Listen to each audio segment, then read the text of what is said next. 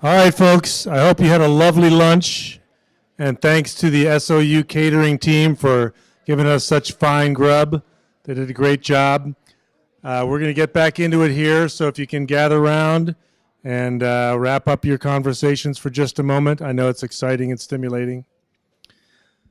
So our next subject is going back to the nexus between policy and science and practice in a really exciting way. We have another three-person panel with Linda Hammer here from the Pacific Forest Trust is going to help out as the co-facilitator.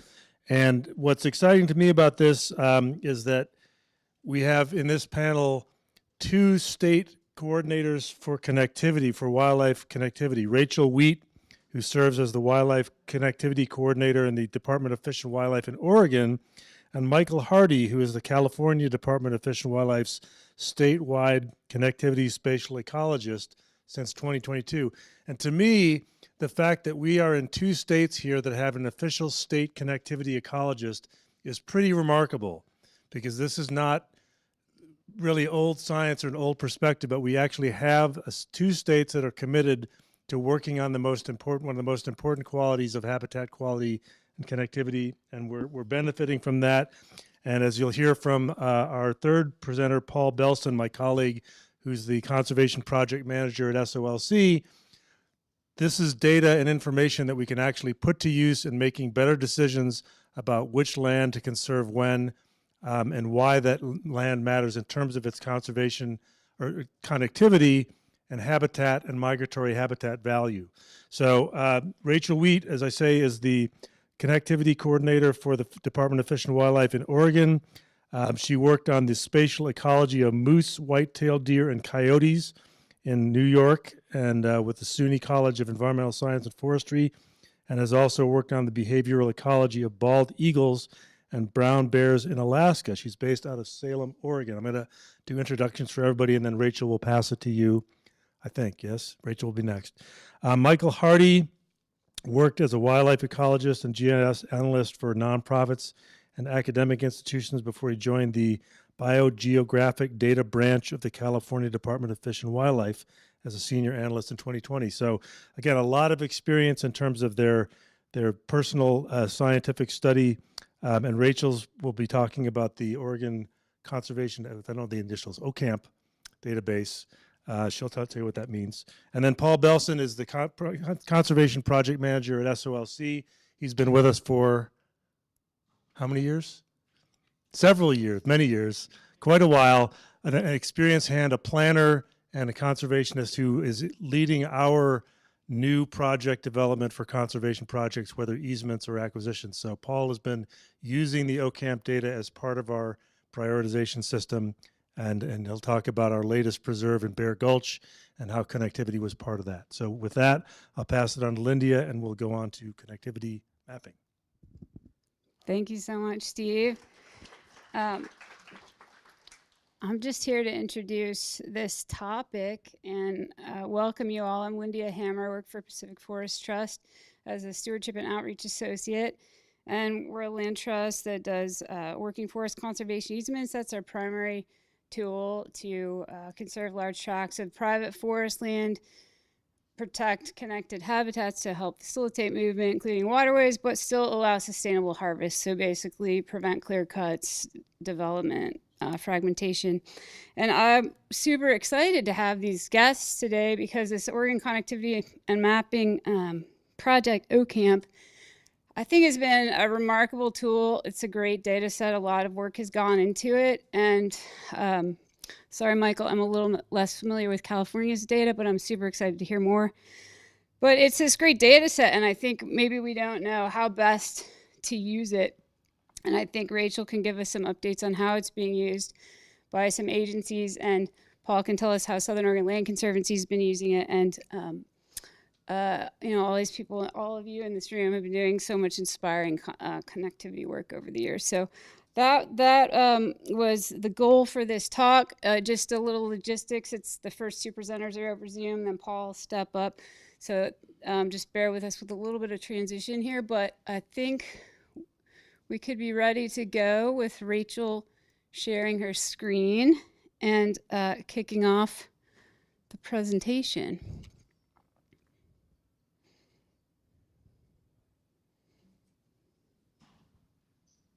I get a verbal confirmation that y'all can see the presentation in the room and hear me? Yes. Yes. Excellent, good deal.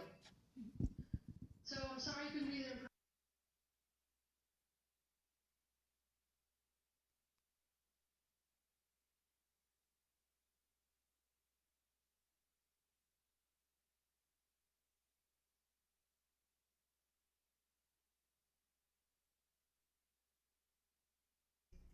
This was a tool that ODFW released in summer of 2023 as the sort of culminating product at the end of the Oregon Connectivity Assessment and Mapping project. So this is the tool that we developed that highlights these areas that are disproportionately valuable for wildlife movement within the state.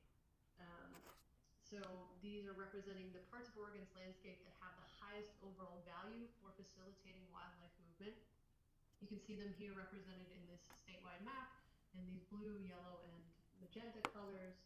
Also represented on this map in those lavender colored polygons are designated wilderness areas in Crater Lake National Park. And these priority wildlife connectivity areas are not species specific, so they were delineated using species specific information, but the PWCAs themselves are just meant to be representative of those high priority areas of the landscape that we really want to focus on for targeted conservation investment. So looking at these areas for protection, for habitat restoration efforts, for barrier removal efforts, for transportation mitigation, and other sort of conservation-based activities. So now that this tool has been in play for a little bit of time now, so it's again almost 2 years, we wanted to take a look to see how has this tool been implemented, at least at the state level. And we've actually incorporated consideration of priority wildlife connectivity areas into several arenas that I'll spend a brief time going over each one of these in sort of high-level detail. So first and foremost is land use reviews that our staff at Oregon Department of Fish and Wildlife engage in.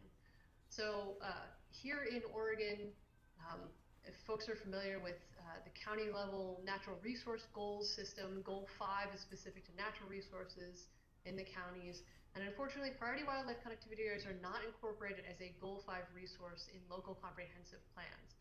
However, our habitat division staff will still incorporate information on the priority wildlife connectivity areas into comment letters that ODFW develops that highlight the value of connectivity and emphasize avoiding the priority wildlife connectivity areas or minimizing impacts to those priority wildlife connectivity areas, as well as highlighting specific opportunities for restoration or enhancement. So again, there's no sort of regulatory mechanism specific with these priority wildlife connectivity areas in terms of commenting on those local land use review plans, but our staff do make note of them when we create those comment letters. Second is looking at urban growth boundaries. So ODFW is engaged very closely with the Department of Land Conservation and Development in Oregon. We sit on a technical advisory committee that's specifically looking at urbanization in the state. And one of the things that ODFW does is recommend a greater emphasis on avoiding or minimizing impacts to these PWCAs. And so through these discussions that we've had with the DLCD in this technical advisory committee, we've learned that there may be an opportunity to incorporate these PWCAs into future guidance that DLCD develops to implement Oregon administrative rules for urban growth boundary expansions. So this is another thing that's, it's not a regulatory mechanism at this time. It's something that we're continuing to work on, but it is something that we emphasize in this technical advisory committee is avoiding those PWCAs when considering urban growth boundary expansions. And there may be a point in the future in which this does become incorporated into DLCD rule.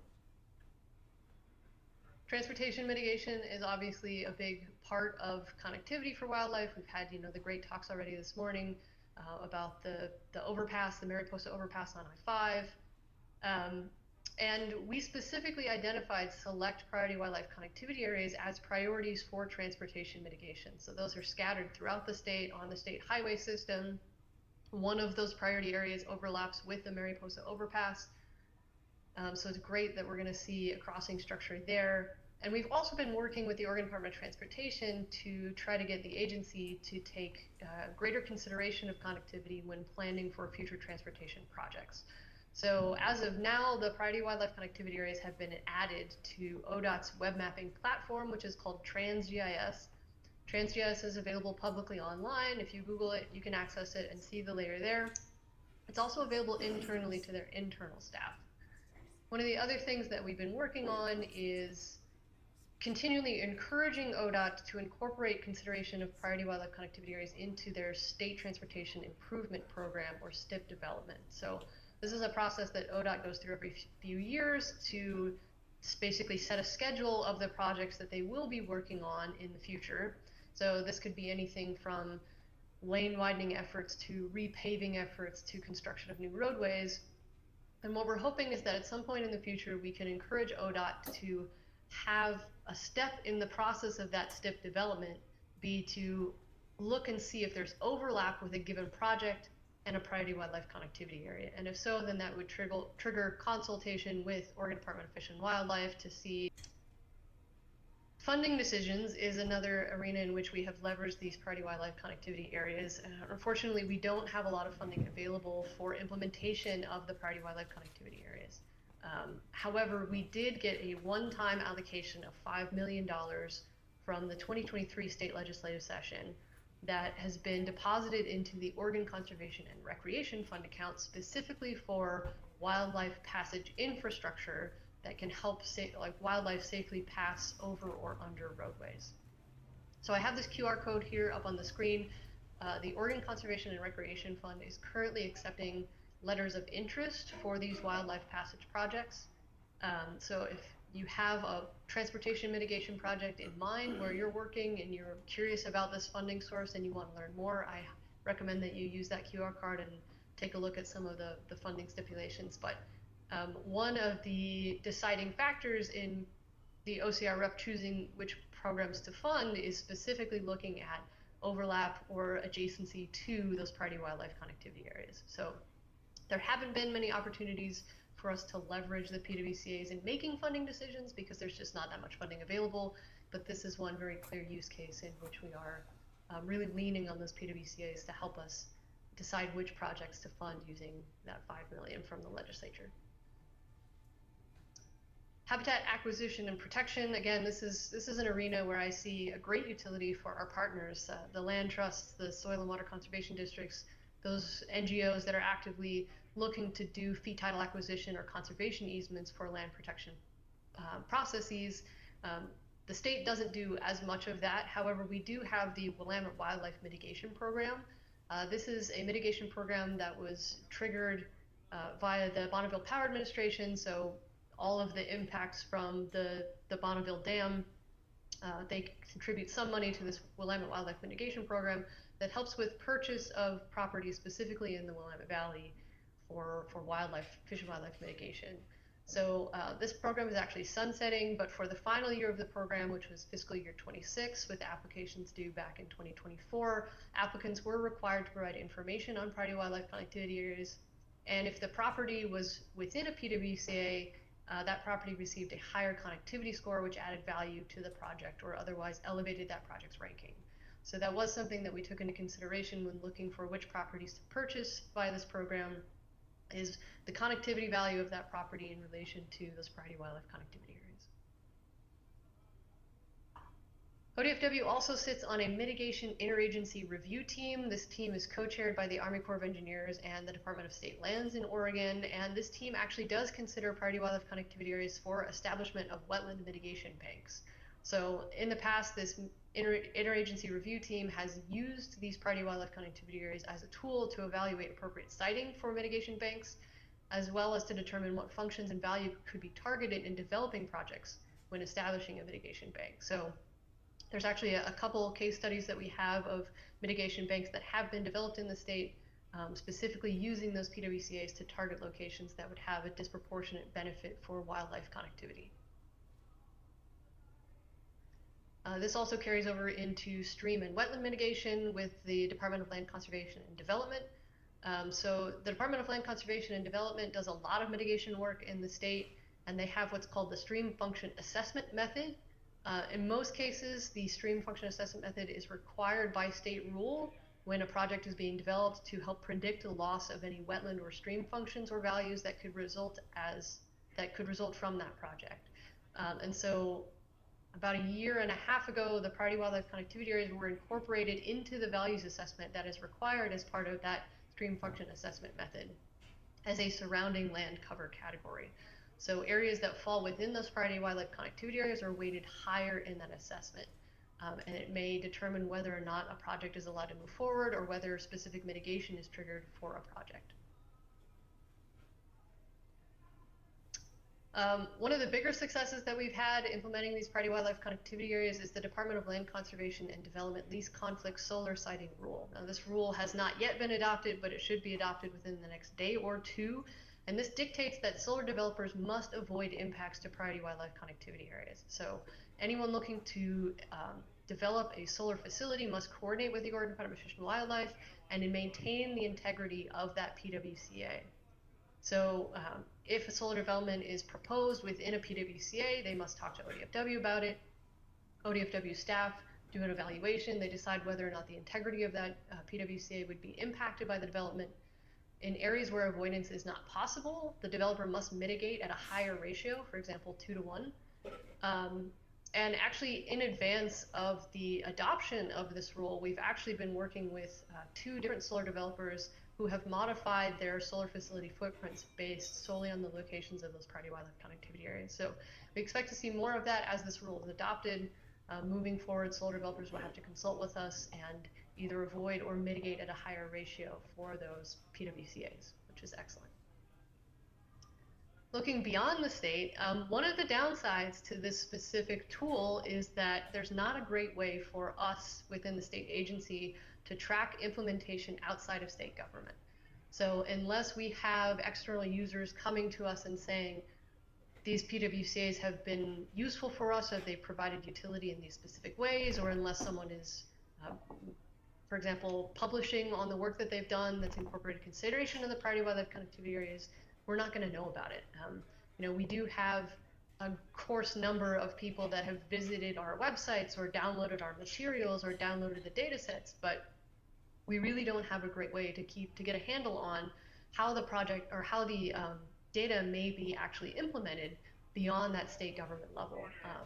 And so I have this slide here as just a, you know, like, would your organization be interested in making use of these priority wildlife connectivity areas? So this QR code will take you to our website where we have all the information associated with the priority wildlife connectivity areas, including the full technical report that has all the methodological details on how we delineated these PWCAs. It has a link to download the data for use in desktop GIS software. It also has a link to our publicly available interactive web map.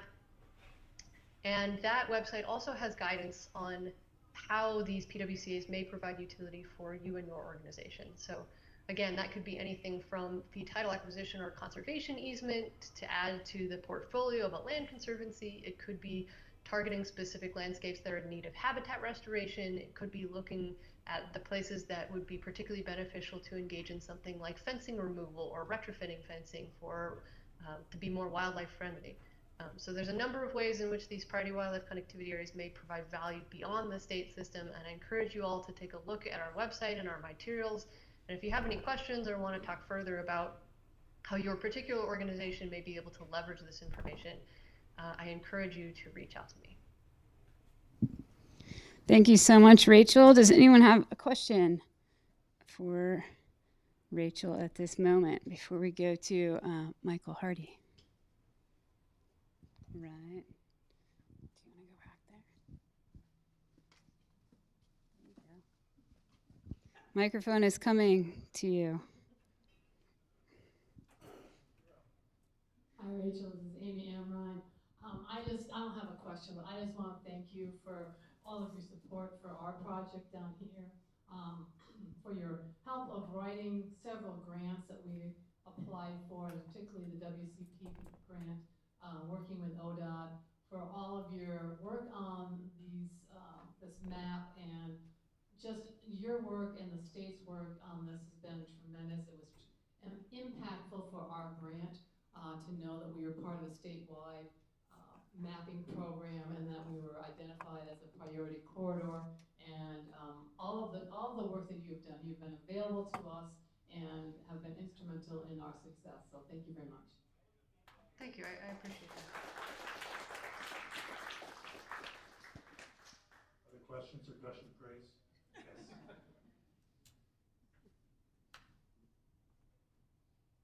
I'm just curious how the PWCAs were established. Was it based on species detections or habitat? Yeah, so the process behind developing those priority wildlife connectivity areas involved an extensive assessment of the connectivity needs for 54 surrogate species. So we had 23 mammals, 16 birds, 8 amphibians, 4 reptiles, and 3 invertebrates that we looked at. We developed species-specific connectivity models for each of those species. We identified the priority areas for movement for those 54 species, and then we compiled them all into this statewide map. So that's the quickest, rough and dirty explanation I can provide of the methods, but I'm happy to talk offline, or the website also has more details about how we put that information together.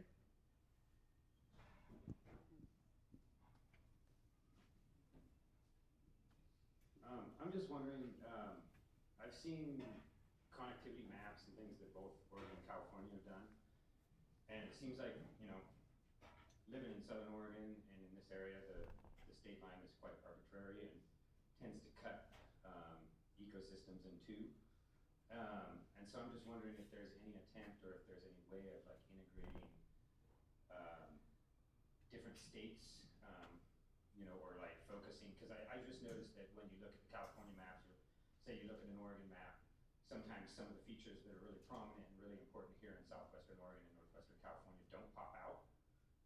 So I'm kind of wondering if there's any attempt to integrate those or collaborate between the states, or, you know, because I just feel like sometimes the connectivity of our region doesn't quite get acknowledged in the same way as areas that are like smack dab in the middle of the state. So just wondering how that works. Absolutely. So our priority wildlife connectivity areas, our public-facing map, is solely restricted within Oregon's borders. But the connectivity models that we developed for species whose ranges extend beyond Oregon's boundaries, we actually made sure that those models had a 25-kilometer buffer into neighboring states. So we do have the underlying connectivity model information for our neighboring states, which should help in piecing together a regional connectivity model in the future, if that's something that California, Nevada, Idaho, et cetera, would have an interest in. There's also been some interest from other states in the West to develop a sort of west-wide regional connectivity model based on the methods that we developed within OCAMP. So actually, Utah, Nevada, and Arizona just submitted a multi-state grant proposal to replicate OCAMP in their states, with the hope of someday linking up among all Western states. That sounds like a great segue to Michael Hardy's talk, Connectivity Tools in California. Thank you, Rachel. And if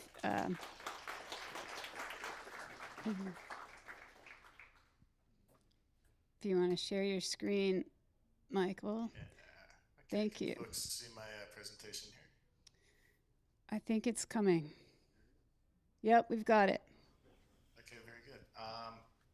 Okay, great. Yeah, before I start, just to kind of piggyback a little bit off that last question, I will say that at least the folks that I work with directly in California, we have had our eye on OCAMP for a while. And Rachel, I'm super bummed that I couldn't be there in person and we couldn't connect and chat more about this, but expect to hear from us soon, because this is definitely something we're interested in California. On that note, I just want to give a little bit of context to what CDFW does overall in terms of connectivity. I'm going to be speaking very specifically about sort of a focused part of our overall connectivity program. We do have staff in multiple branches that are working together on this issue. My particular role in this, I work for the Biogeographic Data Branch. Generally speaking, broadly speaking, we offer GIS support and deal with all things geospatial throughout the department. We also have other folks working on connectivity in sort of the policy realm, the mitigation realm, implementation and coordination with Caltrans, who is our Department of Transportation. But me being in the biogeographic data branch, specifically in the conservation analysis unit, what I deal with largely is data. I'm on the data end of these things, the models, the spatial data products, and so forth. And that's really what I'm going to focus on today. I'm going to give you all just kind of a very high-level overview of some of the principal data products that we have related to connectivity, where you can find those things, and sort of how you can use them.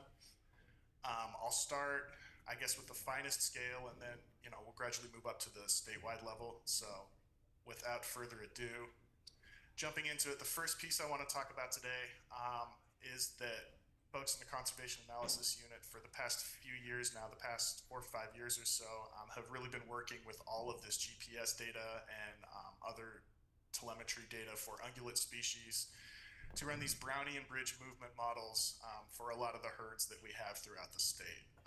We've done this so far for herds of pronghorn, mule deer, and elk. We don't currently have these analyses for sheep, but those are our 3 native ungulates that we're really working with.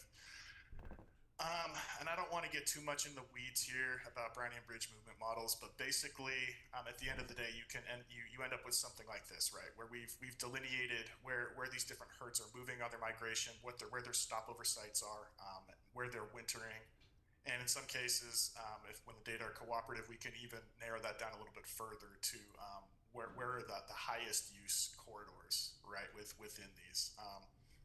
We do have a viewer put together in BIOS, which is our online GIS platform. It is public facing, it is free to use.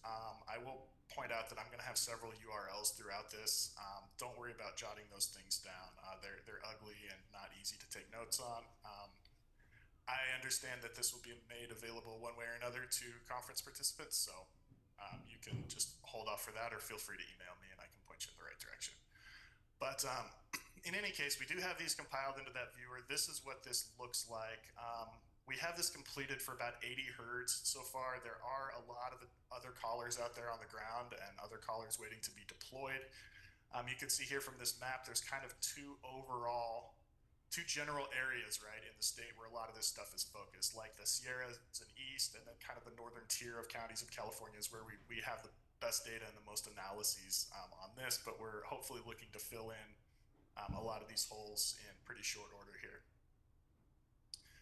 So taking one step up to kind of the regional level, another thing that we do in BDB, Biogeographic Data Branch, is we're really interested in these regional connectivity models, right?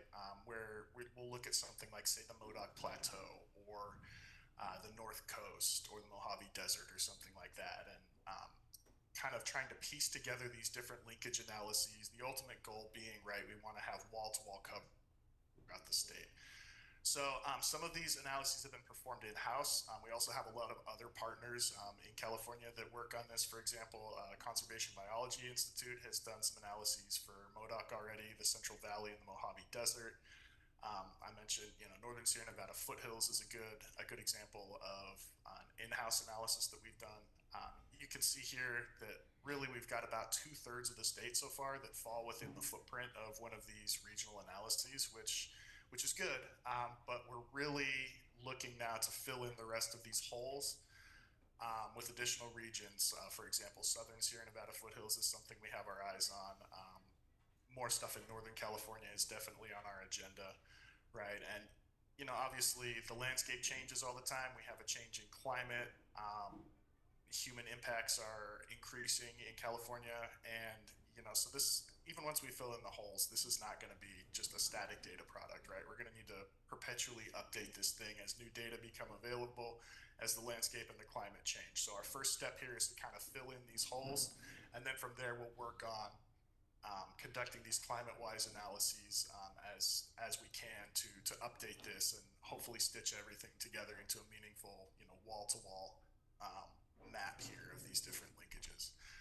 We also have these loaded into a connectivity viewer in BIOS. The URL is here, but this is more or less what that looks like when you open it up, in addition to some of the other statewide data products which we can look at. moving on to that, the first one I'm going to talk about, this is a very high-profile data set within California. This is our terrestrial wildlife barrier data set. So there's a little bit of history here. I won't go too much into the weeds on this, but in essence, about 5 years ago,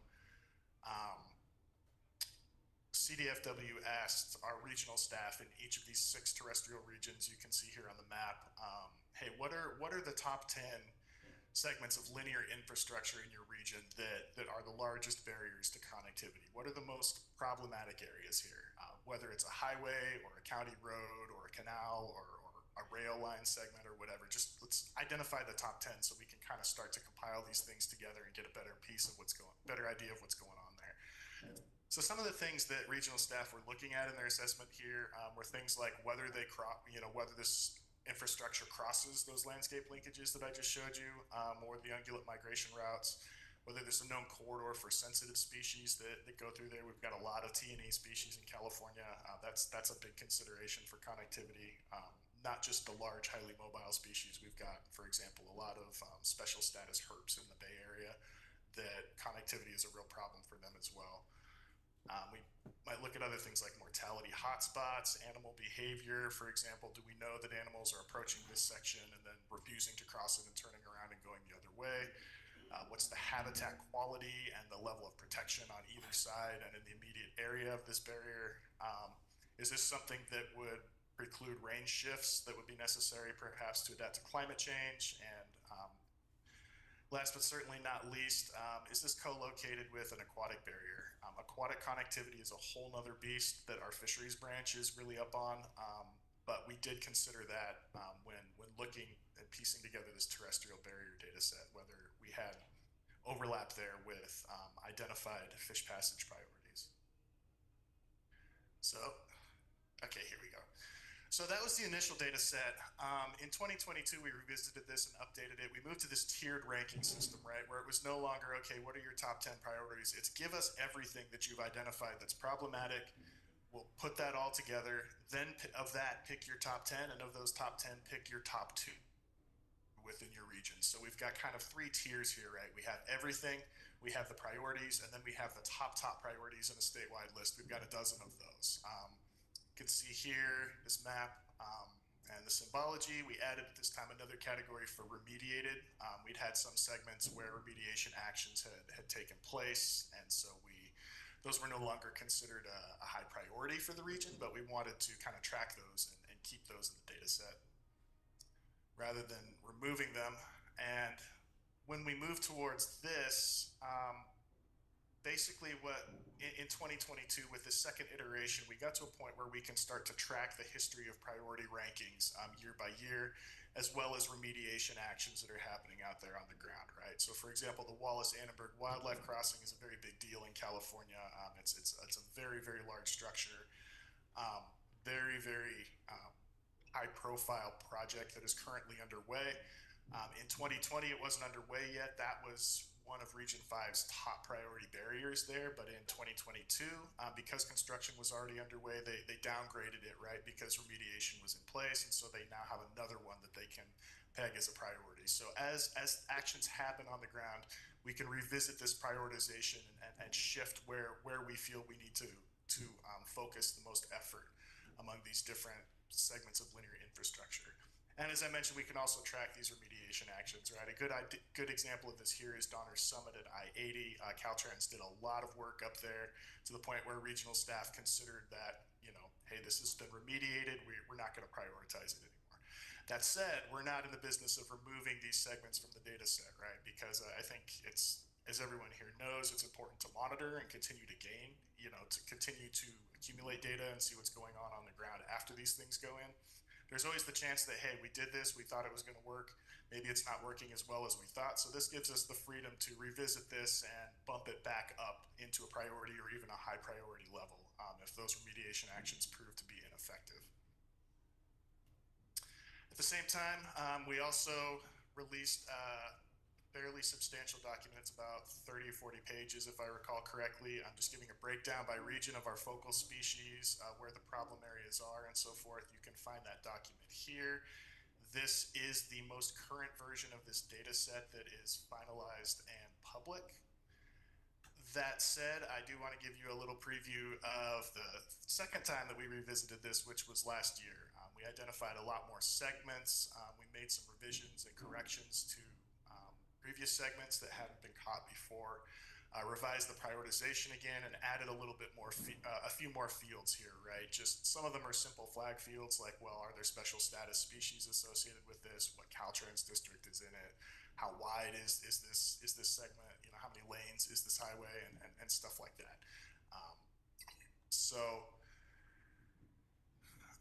With each iteration, right, we're adding a little bit more information to this, hopefully making it a little bit more useful for our external partners as well as our internal team to work with. And just to kind of give you a very high level overview, here's where we're at right now, where we've come in the past 5 years with the second update. We've gone from identifying 61 segments up to 204 distinct segments of linear infrastructure that we're now tracking, gathering information on, and prioritizing at both the regional and the statewide level. I want to, this may be intuitive, but I just want to reiterate that, you know, it's not necessarily the case that, you know, in the past 4 years, things have gotten really, really terrible in California. This is just, we're getting a more comprehensive picture now of what's been going on out there on the ground, right? It's not the case that 150 segments suddenly became problematic. It's just that we have more information about them now and we're able to keep track of them a little bit better. So moving on to our final statewide data set, I want to talk a little bit about our areas of conservation emphasis data products. So this is a whole suite of geospatial data. There's a bunch of different ACE layers, covering everything from terrestrial and aquatic biodiversity to identifying significant habitats. We have a layer in there of climate resiliency. The one that I'm going to be talking about today is connectivity, but the nice thing about ACE is it's all part of the same data suite. It all uses the same units, so it's really easy to say pull up the connectivity layer, select a cell, see what's going on in there, and then you can really drill down on these other layers as well and get a more complete picture of, hey, what significant habitats are here? What's going on with climate resiliency? What does our terrestrial biodiversity look like? Hey, what does amphibian biodiversity look like here? We've got a lot of different layers that present those different data. So just kind of an overview of ACE. This is a hexagon-based data set. They're 2.5 square miles in area. There's about 64,000 of them that cover the entire state. We do have wall-to-wall coverage here. And each of these is assigned one of 5 ranks. These are you know, qualitative ranks based on quantitative data. Whereas rank 1 is perhaps not as important for connectivity, ranging all the way up to rank 5, which are irreplaceable and essential corridors. It's a subtle distinction, but it's an important one. Ranks 1 to 5 do not necessarily mean that connectivity there is good. It just means that they are really, really important to conserve in terms of maintaining connectivity, right? For example, something that's a bottleneck, a really, really narrow bottleneck, may not be the best in terms of connectivity, but it's the last space that animals can move across the landscape, and hence it's very important. A cell like that would get a high rank. So the underlying data sets for this are, you know, everything from statewide all the way down to those fine-scale ungulate analyses that I showed you earlier. We include things like the California Essential Habitat Connectivity Project, which is not species-specific. Things like landscape intactness, Omniscape from the Nature Conservancy, if folks are familiar with that. That's a circuit theory-based model that shows basically flow across the landscape, resistance to movement. As well as, like I mentioned, those regional linkages and fine-scale connectivity studies in the ungulate migration corridors, some of which are species-specific, others of which are not. So this looks great. What does it look like, though, when you drill down beyond the state level? Once you get this into BIOS or ArcGIS or your preferred geographic information system, it looks more like this when you start to zoom in. Each of these hexes has a good number of attributes associated with it. The connectivity rank that I just mentioned, moving to the right from there, we have this field called connectivity data sets. It's populated with these somewhat cryptic numbers. All these are just data sets within BIOS, and these are the connectivity related data sets that intersect that cell. I'll show you an example of that shortly. We get an idea here of how much of this is a natural landscape block, whether we have a regional connectivity analysis associated with it, yes or no, 1-0, how much of this is classified as channelized by the Omniscape model, what kind of species movement data we have, lots of really, really good stuff. So getting back to this connectivity data sets field, let's say we want to highlight data set 852. We see that that's the linkage design for the California Bay Area linkage network. We can superimpose that over our ACE hexes. You see that here in the purple. These are the actual corridors that underlie those hexes. So probably, arguably, in my opinion, the best use of ACE is it gives a very broad, high-level overview that then lets you quickly identify and track down the more fine-scale data sets that would be potentially more useful for a finer scale project, right? One of our colleagues likes to call these data breadcrumbs. You can kind of trace this back and figure out where the original information came from and add that in and really drill down on that. So we have updated this several times in the past few years. Most recently, we updated it last month. And at that time, we added a bunch of new fields where now these hexes are going to be flagged with all of the species that are associated with these underlying corridors, which is nice. For example, if a user wants to identify everywhere where we have a linkage study for, say, giant garter snake, they can query this field, and that will light up all of these hexes statewide where giant garter snake is identified as a focal species, and you can then go from there and drill down and identify the original studies. So we're pretty happy about this. It's been on our wish list for a while, and it's hopefully going to be very useful for our staff as well as our external partners. Okay. Oh, I think I skipped. Yeah, here we go. So this, like I said, this is a very high-level overview.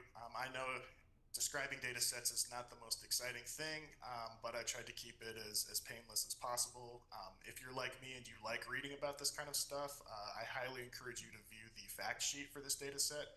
It gives you all kinds of information about the underlying data sets as well as the rule set for assigning these different ranks, so you can see exactly what pathways you would need to take to get to a rank 5 and so forth.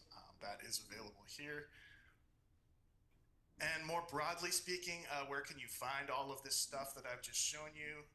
Well, on our conservation analysis webpage, we do have a connectivity section. It looks like this if you go to this URL. If you drill down a little bit further, you'll see all of these buttons where you can launch these custom viewers that I've just described, as well as just the BIOS 6 viewer in general. Down at the bottom, you'll find these other sort of grayed out looking sections where we have these drop down arrows. So each of those will open an accordion menu giving you more information about that project or that data set, with links to reports and associated data and so forth. So this is really kind of your one-stop shop for everything that I've just shown you if these products are something that would be useful in your work. And speaking more broadly, I'll just leave you with some contacts for the Conservation Analysis Unit, which is where I work, as well as more of our more general BDB contacts. My supervisor and our lead ecologist is Melanie Gogol-Prokurat. She's been at this for quite some time. She's very knowledgeable about connectivity issues. Me, of course, for all things data. I have to give a shout out to Ryan Hill. He's our landscape ecologist. That's kind of the main keeper of the ACE suite of data products, as well as our colleague Evan, who is the one that's the expert with the ungulate migration corridors here. BDB, I have to give a shout out to other folks that work with us in the branch. The California Wildlife Habitat Relationship Program is also housed within our branch. Our Natural Heritage Database, CNDDB, the California Natural Diversity Database, is also housed here. Our drone program is under BDB, as well as our vegetation classification and mapping program, who is currently working to get wall-to-wall coverage of fine-scale, really focused, accurate, and finely distinguished vegetation types out there on the ground. So they're the ones that are really collecting the best habitat and vegetation data and the data on communities that really underlie a lot of the work that the rest of us in the branch do. So with that, apologies I couldn't be there in person with you today, but I do appreciate you watching me over the video. about 3 inches tall to you all probably. But yeah, that's what I have. Thank you.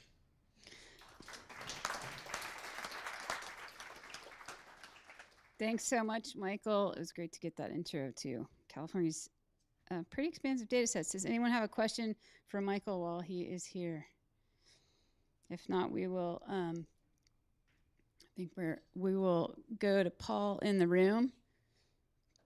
Going once, going twice. Think of your question. Thank you so much, Michael. I think I'm going to close out Zoom here, and we'll. Thank you. Yep, appreciate it. I'm going to give this to you, Paul.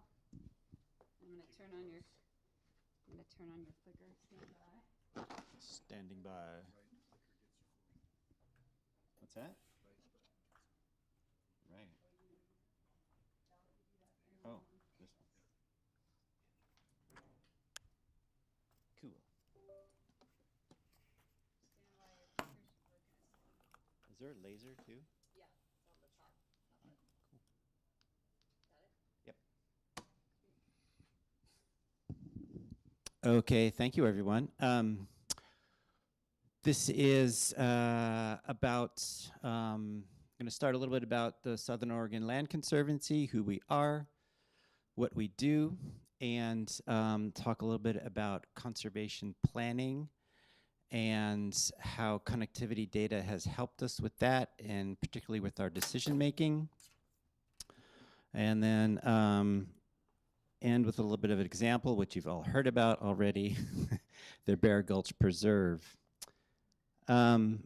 So we are Oregon's oldest land trust. We were incorporated in 1978, and we are a big little land trust, and we work in Josephine and Jackson counties.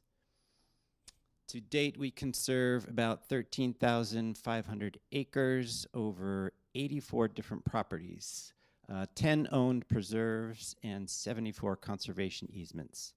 So that's a lot of different properties. So we're pretty busy taking care of those, monitoring them, talking to neighbors, pulling weeds, taking people out to look at the property, doing work parties, all kinds of stuff.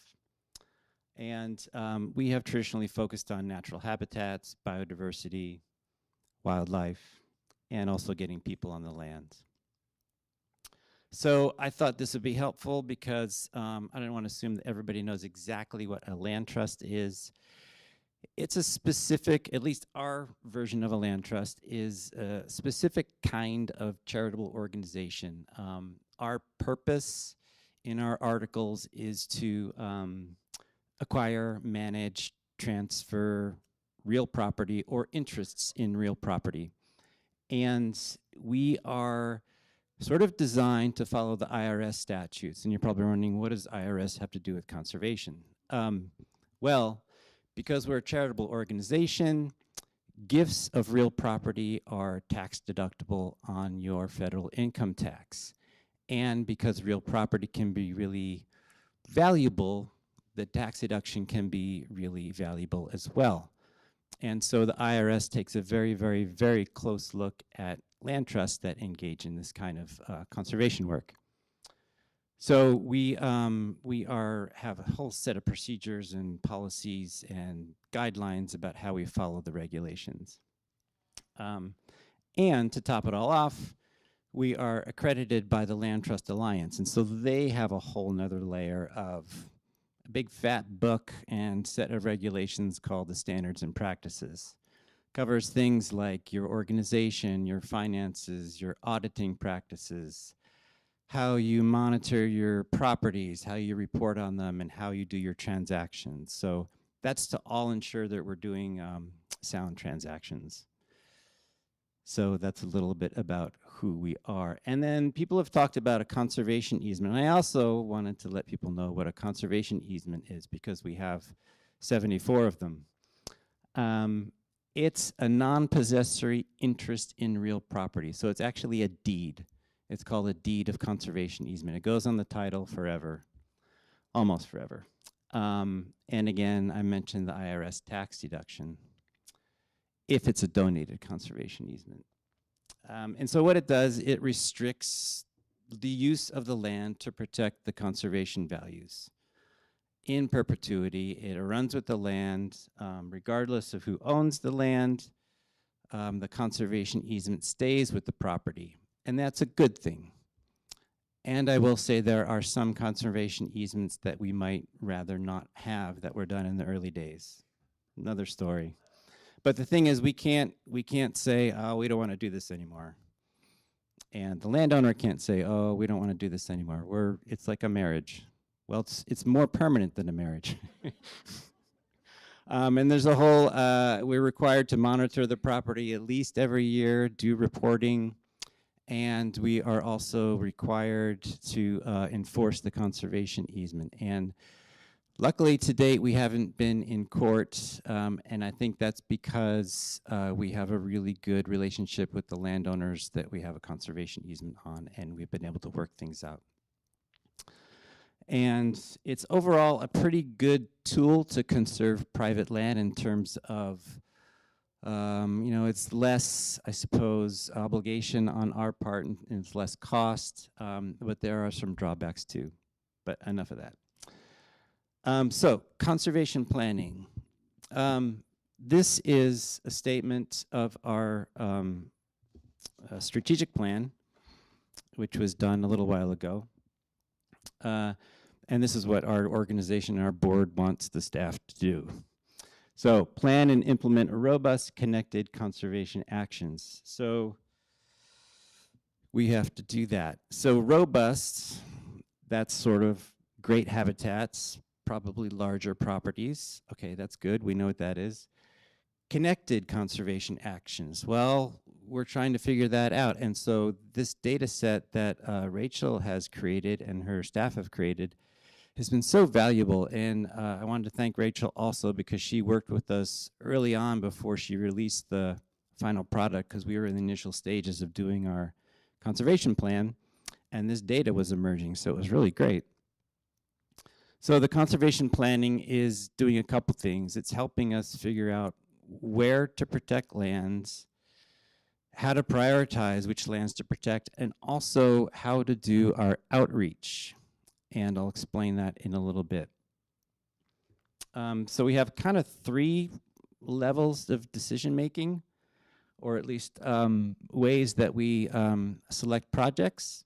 The first one is the habitats that are on the property. That has to be our first priority, because back to the IRS statutes, we have to make sure that our properties are complying with the conservation purpose. One of them is relatively natural habitats, so we have to describe that and make sure the habitats are viable. And then this second category is kind of the one I want to talk a little bit more about today, what I call the conservation context, or maybe landscape significance. And that is the second tier. And then the third tier, and these aren't really, one after the other, they kind of work together. The third tier is more feasibility, community impact. Does the project make sense? Do we have funding? Is the title clear? Things like that.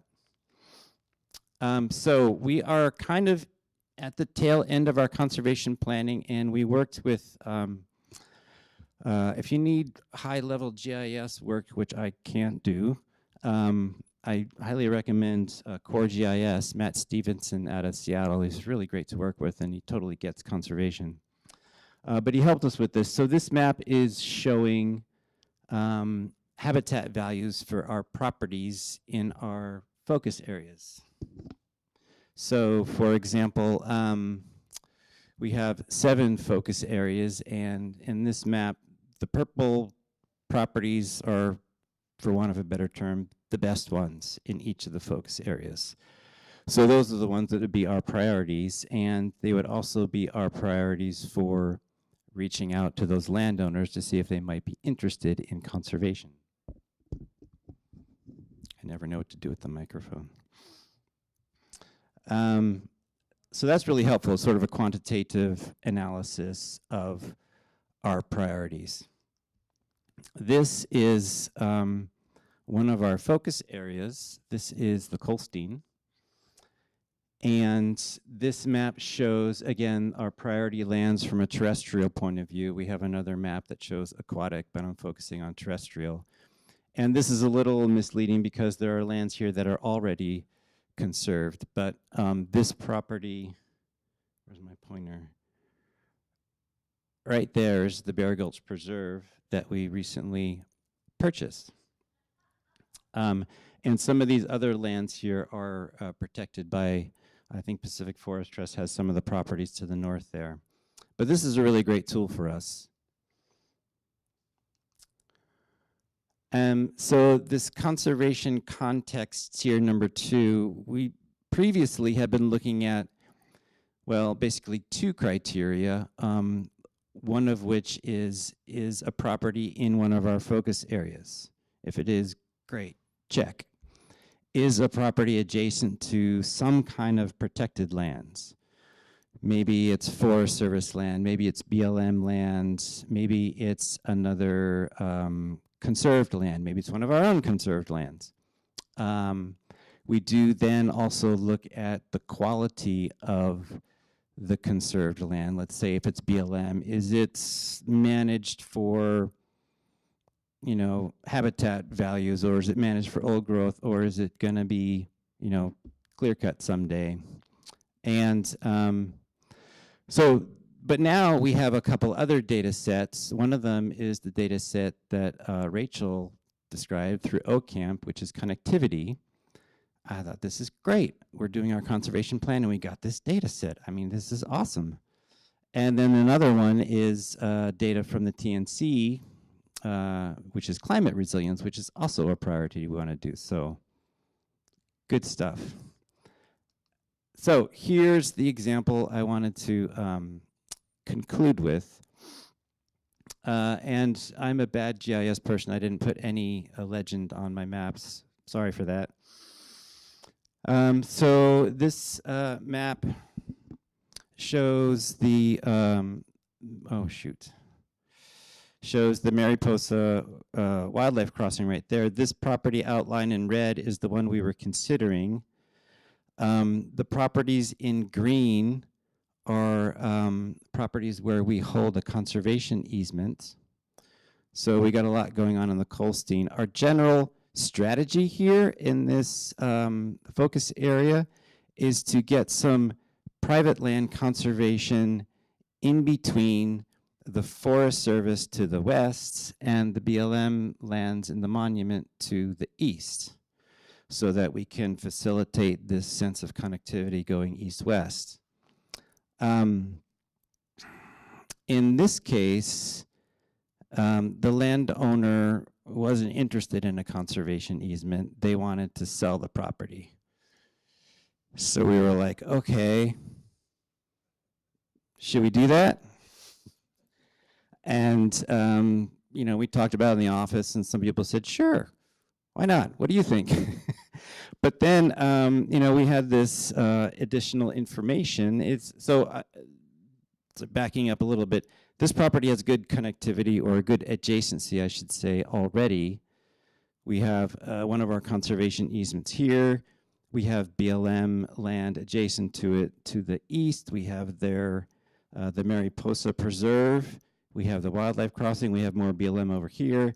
And then we have Forest Service over here. So it's got really good adjacency quality.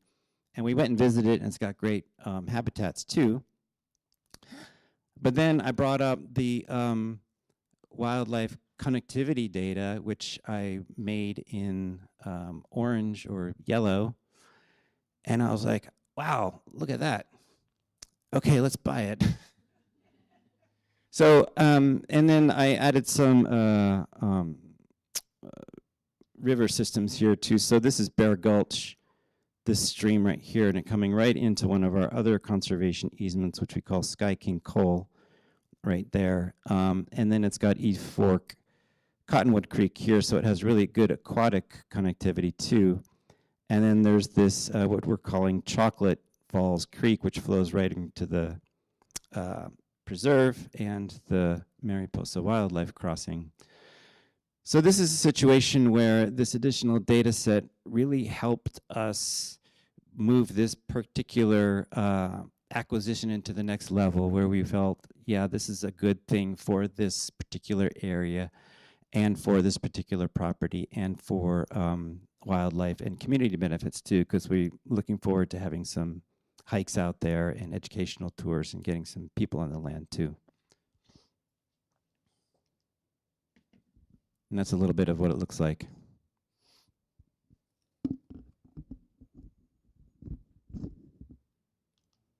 Thank you.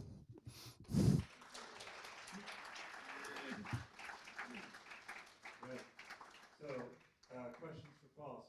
So, from data and policy to on-the-ground decision-making and evaluation and assessment, it's an example of how the connectivity data that we get from the state agency can play down into a specific action on the ground in a way for us as one of the organizations working in the region to accelerate both of our conservation impact and particularly integrate connectivity as one of the criteria there.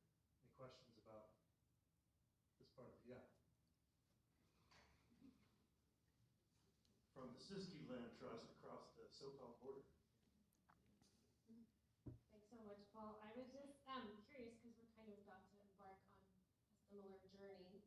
I guess one question would be, like, how does this feed into a kind of ranking system that you might have with a conservation committee, if you have that?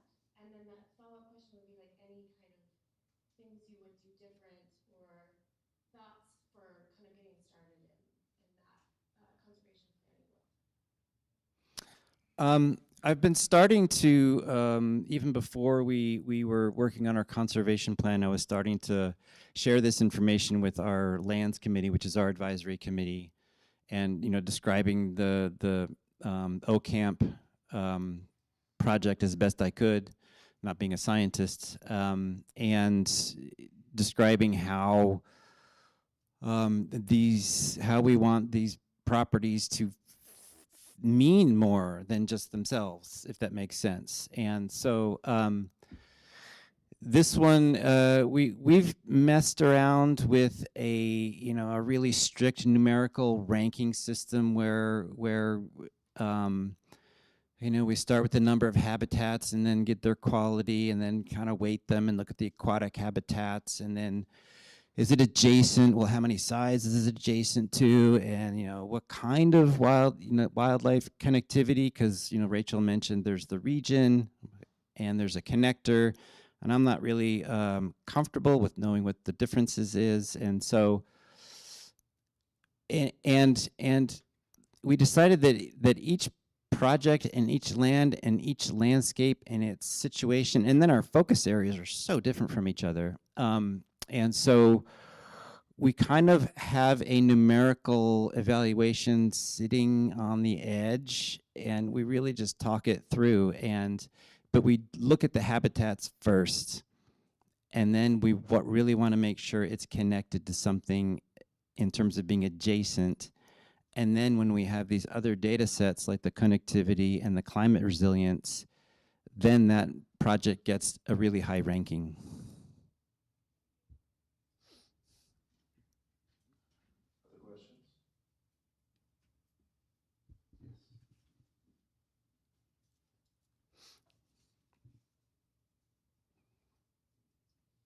Hey, thanks, Paul.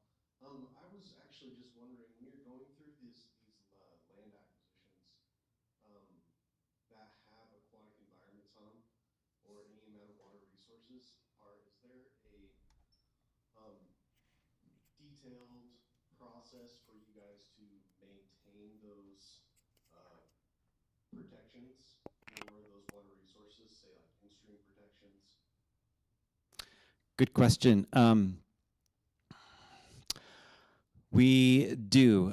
First of all, we generally have higher protections for riparian areas and streams when we're doing, say, a conservation easement. When we're doing an acquisition, we also prioritize the streams and the riparian areas, because if you notice, if you go look at the OCamp data, a lot of the connectivity follows streams and riparian areas and also ridgetops.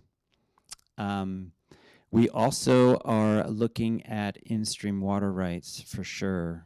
We got property transferred to us from the Nature Conservancy, and we have leased the water in-stream. It's a great thing to do. We also think it's important to hold on to a property for a little while to see how everything works, to see what the restoration needs. Like maybe you need that water to get things started. So that's definitely a priority though. Water rights, in-stream rights, riparian areas.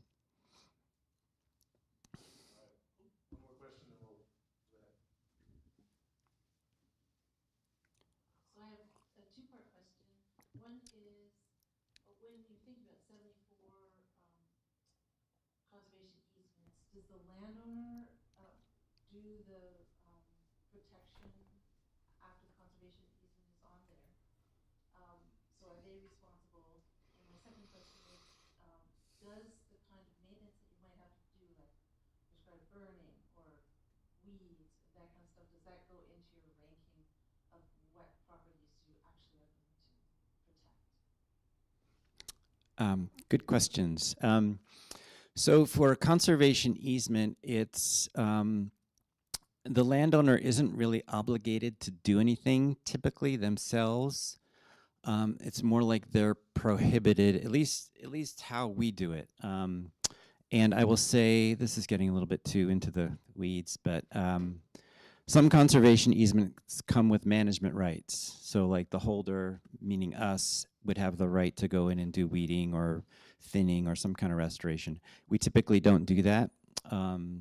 So it's more of a prohibition, like the landowners are prohibited from clear cutting, prohibited from subdividing, prohibited from major land alteration, new development, roads, those kinds of things. Okay. And so, but those things are really big. So the idea is to keep the land from being further fragmented. So when you have a conservation easement on a property, it can't be subdivided off and sold. So that's like a huge benefit to preventing fragmentation. And yes, we do look at restoration needs on properties and the conditions of the habitats, particularly when we own them, in terms of like burning or some kind of weed control. I mean, the reality is that it's hard to find a property that doesn't need something. Our Rogue River Preserve, which some of you may know of, we've done years and years of pulling Scotch broom and star thistle, and we're looking at doing some prescribed fire maybe this year. We tried last year, but it didn't work out. And we did a prescribed fire on another preserve that we have. So it's definitely, the conditions of the habitats is definitely one of our criteria that we look at. It's nice to have the best habitats, but they have to be viable. And the other place that comes into the work is that both because of our accreditation status and because of just our permanent promise of forever conservation, for any new conservation commitment we make, we have to put in funds into a stewardship endowment, either for an easement or for a fee-owned preserve. Particularly if it's a fee-owned preserve, we budget out those restoration activities, both the necessary and the preferable ones, and we try to build that into the estimate of what the stewardship endowment is, so that the income from the endowment would, for example, support prescribed burning every 5 to 10 or 20 years. The income from the endowment would cover those additional costs if we know there's uplift that we need to do or want to do. All right, well, thank you, Paul. Thank you, Rachel. Thank you.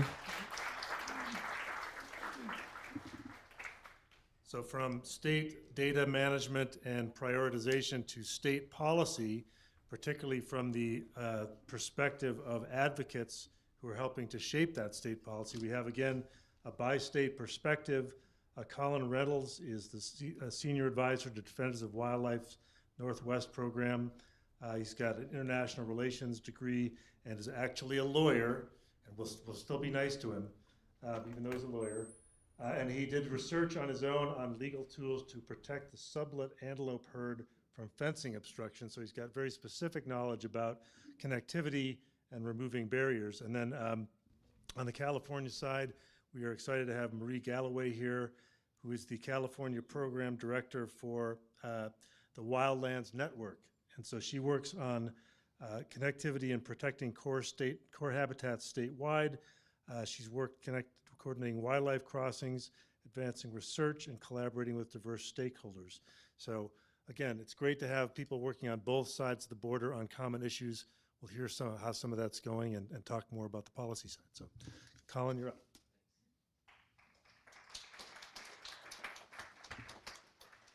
All right. Thank you, Steve. Thank you, Michael. Thank you, everyone. It's such an honor to be here today to speak among such a group of, I don't know, just leaders in this field doing amazing things in both states. And it's also wonderful to share the stage, so to speak, with Mari. So what I'm going to cover today is basically Oregon connectivity policy in the current legislative session, which is ongoing. So this is current as of today. So big caveat. So to do so, I'm going to briefly discuss what Oregon has done in the past, what has Oregon done in the 25 session, and kind of where we are now, where we may be going. But before I kind of want to do this, I want to acknowledge some of us in the audience who are part of this story. For example, what we've done in the past, you know, I look towards Greg or Michael or others in the audience who have been here and doing this work that has got us to where we are today. Rachel, who's on the call, Sydney Bowman at ODOT, et cetera. There's a lot of names. And then where we are today, I'm looking at Justin, who's been massive in outreach in the legislative session. Again, Michael, and so many others. So just want to put that out there, that this is a really big community effort. So starting what Oregon has done in the past. So our story begins actually earlier than this. So I'm going to back up one slide. Our story begins in 2012, and this isn't a comprehensive where we've been. It's just some high level, because some of y'all are from California, and a lot of you, you know, probably don't follow this super closely, which is probably good. So that's some of us who are more nerds like to follow this and, you know, leave it to us. So in 2012, ODOT developed, in their own words, quote, an unfunded and informal wildlife passage program. That program did some great things. It constructed 3 wildlife passage projects, resulting in 5 wildlife undercrossings for deer and elk. So those are along the Highway 97 system south of Bend. Lava Butte, Pioneer Mountain, Gilcrest. So just amazing work, Sydney, OHA, and others along that stretch of roadway. But the legislative story begins in 2019 when the legislature passed unanimously House Bill 2834. This brings up another person we should thank, and that's Representative Helm, who was a chief sponsor of this bill and has been with us the whole step of the way, including today, like literally today. So Rep. Helm is another leader in this work, and I don't know where we would be without him and others. Senator Gorsuch, to name another example. So this is Rep. Helm's bill. This bill required ODOT to work with ODFW to develop the Wildlife Corridor Action Plan and to establish a program to reduce wildlife vehicle collisions. I'm going to go WVC from now on. So I'm going to start throwing some acronyms out at you. In areas where wildlife corridors and action plan intersect with proposed or existing public roads. So from there, ODFW completed their action plan in 2024. And this is Rachel, again, amazing work. And this bill also required ODOT to report biannually on the status of the program. And Sydney and others put this together on the right as of last year in 24. So this is where we are at that sort of time frame, right around 2019, with some reports coming along the way. But importantly, ODOT mentioned in this report, but talking about 2019, they mentioned that there's no funding provided to state agencies to implement the Corridor Action Plan. So that changed a few years later in 2022 when the legislature allocated $7 million to ODOT via House Bill 5202. There we go. For the purpose of funding projects that reduce the numbers of WVC and improve habitat connectivity for wildlife. And since the passage, ODOT has used this money to complete 2 wildlife undercrossing projects. And they've also used this money for other projects. And I'm looking towards the back of the room for the Mariposa crossing. So using that in support of that project. Next in 23, the legislator allocated, and Rachel mentioned this, $5 million in lottery funds, so ODFW via House Bill 5030, to support a broad range of wildlife corridor projects, including crossings. These funds are managed and dispersed to the Oregon Conservation Recreation Fund, and Rachel mentioned today that we're getting emails, I'm sure a lot of you have, requesting letters of interest. And a lot of us are hopeful that this $5 million will be used for example, Mount Ashland. We have a project in Northeast Oregon that we're hopeful could be used for some of this money. So again, this work, Rep. Helm, others, it really brings results years down the road. So at this point in 23, we had the beginnings of a program, but by 2024, legislative supporters both agreed it was time to build on this work, to clarify agency reporting requirements, and begin work towards a reliable and sustained budget. This resulted in the effort to pass a bill in 2024, but as things go in the legislature, that failed to advance in the short session. So in Oregon, we have something called a short session it's basically the legislative session is short. It's not that long. And in other years, like this year, we have a long session. So 24 is a short session. That bill didn't get to the finish line, but undeterred, we geared up last fall to try again. And that brings us to the 25 session. So, and when I say supporters, again, this isn't just defenders. This is many, many organizations. This is Environment America. This is Wildlands Network. This is KS Wild. This is Theodore Roosevelt Conservation Partnership. This is OHA. The list goes on. We all come together, Pew, etc. So we organized around 2 goals: policy bill, funding bill. So, but surrounding these efforts and kind of dominating this session has been a major effort in the legislature to pass a transportation package and update ODOT's funding structure. Again, for those out of state or who probably in Oregon smartly don't follow Oregon transportation politics, in 2017, lawmakers approved a over $5 billion package for transportation. Here we are nearly a decade later, and ODOT now faces a serious budget challenge for the following reasons, kind of generally speaking. Gas tax isn't bringing enough revenue, DMV fees aren't sufficient, and there's issues related to weight and mile taxes paid by commercial truckers. So ODOT estimates it's gonna need about just under $3 billion each year just to maintain roads, which is almost about $2 billion more than what they have for money now. So these facts prompted a legislative response last summer, stealing from OPB's headline here from last summer, to gear up for this 25 session. The legislature organized a committee, went on a road show that many of us attended and spoke out for wildlife crossings. I did so in Portland, and I know a lot of you all did it probably down here or elsewhere throughout the state.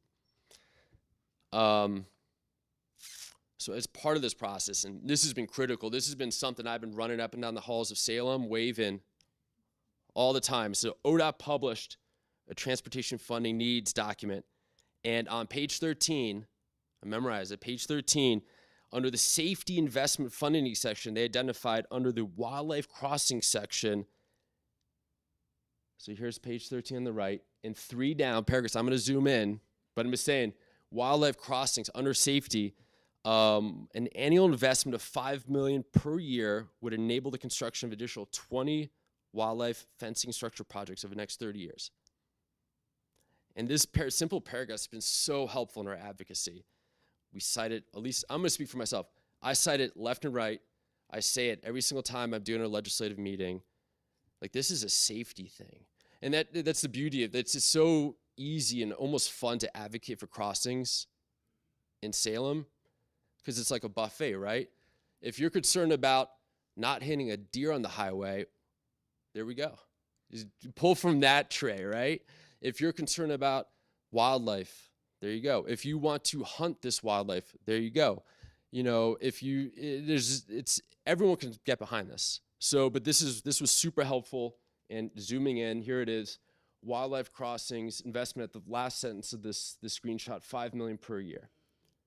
Unfortunately, you know, the first part of this paragraph outlines the consequences of wildlife vehicle collisions in the state. You know, 7,000 per year, people die, many people injured. So this is something that has been referenced a lot.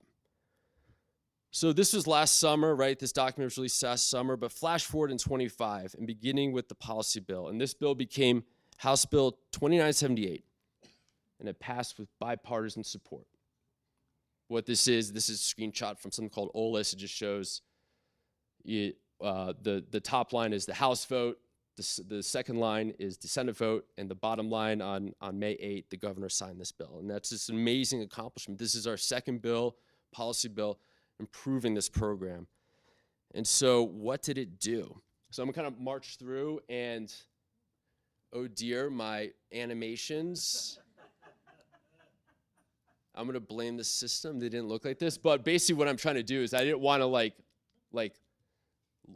overload y'all with the wall of words. So I was gonna walk them through. So, but there you go. So we're gonna work through this. So the first thing it did, it clarified the feasibility studies. So top line there are an important aspect of this program. It's just a clarification. The second line, which is now already revealed, it required ODOT to update its wildlife guidance material standards and highway specifications to incorporate wildlife design considerations. Next, it required the creation of a training program. There we go. Designed to educate ODOT staff and others. Next, it required ODOT to develop a list of priority projects to reduce WVC jointly in cooperation with ODFW, with the opportunity for public input. This bill also required ODOT in coordination with ODFW to factor wildlife movement into decision making, and required mitigation to the, quote, greatest extent feasible for projects that impact listed or species of greatest conservation need species. It also, going to the top right here, clarified reporting requirements to include more description of the timeline for proposed projects, estimate the costs, description of the actions ODOT's taken to secure funding for the program, list of strategy for ongoing funding for the program, and development for strategy to acquire funding. And then in an effort to increase collaboration, ODOT and ODFW shall enter a joint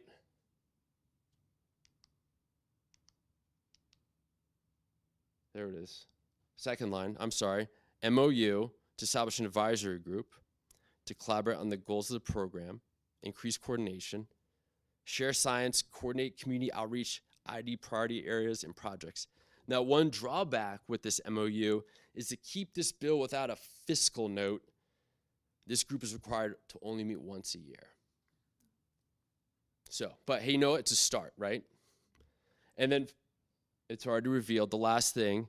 Finally, contingent on available funding, the bill also required ODFW to undertake projects to support wildlife mobility and habitat connectivity on priority wildlife connectivity areas. So this bill does a lot. It does a lot of great work, and it will be implemented. It'll come into law in January 1st.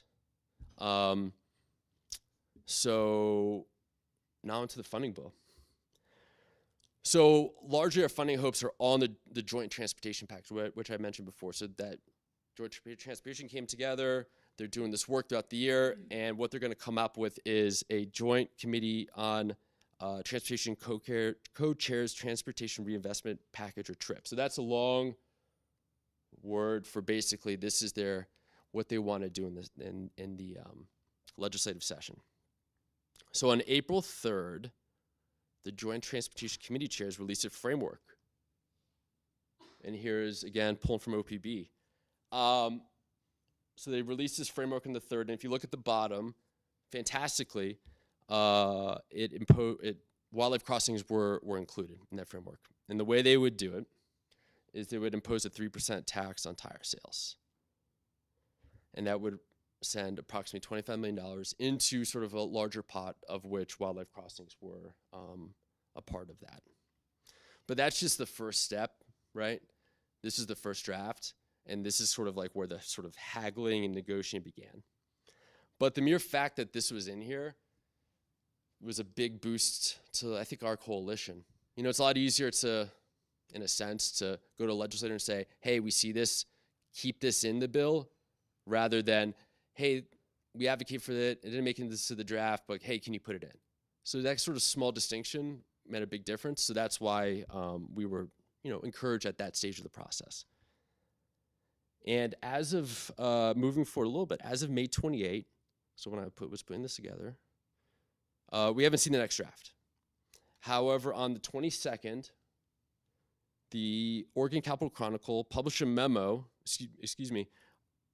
they published a memo written on May 22nd from the 2 leaders of this committee that included several funding mechanisms to ensure we meet all the goals of the package. So, and this is including something called a cap and trade. So the only reason I put this up here is to show that this is still ongoing.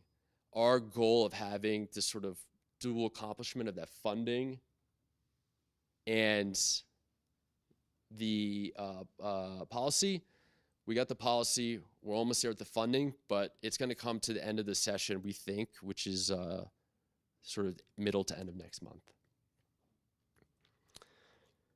And we also have the goal of acquiring funding for ODFW's wildlife corridor work. That will come through a different bill, House Bill 2977, which is a whole kind of separate thing. I won't get into it, but that's been something that we're really working hard to, and that basically would be part of a program that would secure funding for ODFW to sustainably implement the State Wildlife Action Plan for Oregon. So now to the final part, and I just threw up all the stuff there at once. So where we are now, where we're gonna be going. So right now, we're hopefully, we've got that improved ODOT WVC reduction program. We have those improvements coming online next year. We also, as part of the bill I mentioned, we're gonna have an increased collaboration. We also have to start that advisory group. And then hopefully we will have that sustained funding for ODOT and ODFW's work. And of course, this is a value multiplier. And one thing that's, of course, it's outside of scope of my presentation, but is looming large, is what's gonna happen next with the Wildlife Crossings Pilot Program in DC.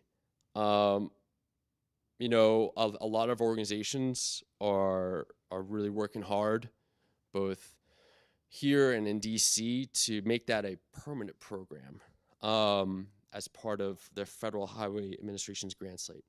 And it's sort of, we have like a symbiotic relationship, in a sense, between WCPP and the state efforts. When we go to Salem, we say, hey, if we have this funding, we can chase after that larger part of money, right? And that's something that I think legislators find attractive. Hey, like, we're gonna get value multiplier.